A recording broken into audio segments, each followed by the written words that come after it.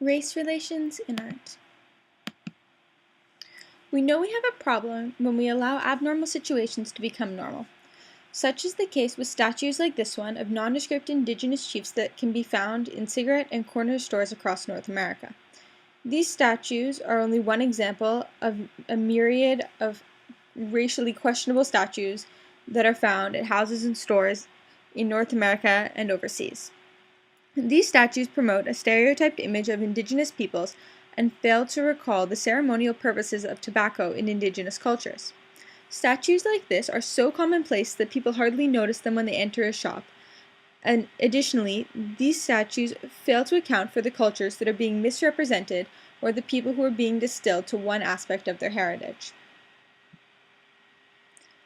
This painting, done in the 1990s by Russian artist Evgenia Fix, reads "Etso apartidia," or "This is apartheid" in English.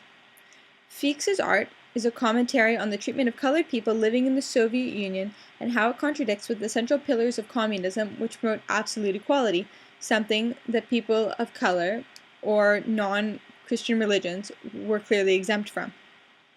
The image starkly contrasts black and white, making it apparent that this person with their larger hair and darker skin is not part of the Soviet Union as is envisioned by its leaders. The painting highlights the racial tensions of the Soviet Union as two wide eyes stare fixedly at the audience through the barbed wire, which symbolizes the racial divisions of social constructs. Norman Rockwell is well known as one of the depictors of American life in the 20th century. This painting depicts a child being escorted to school by U.S. Marshals during the Civil Rights Movement. On the right side of the image, we can see the stain of a tomato which was thrown at the little girl in the white dress and has now fallen to the ground. The calm bravery of even the youngest participants in the Civil Rights Movement is clear in this painting. This second painting by Rockwell again focuses on the Civil Rights Movement, depicting what appears to be a colored family moving into a white neighborhood. Rockwell skillfully depicts how, despite the color of their skin, the children are really the same. All the boys are holding baseball gloves, and both girls have pink ribbons in their hair.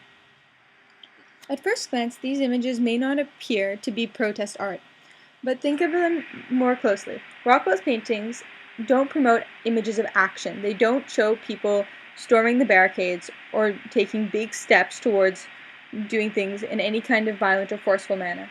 Instead, they focus on promoting the idea of just how normal it should be to have people of different skin colors in the same neighborhoods and going to the same schools. Notice how clean and bright the images are. They're happy, and they show a happy future with improved relations between different racial groups in societies.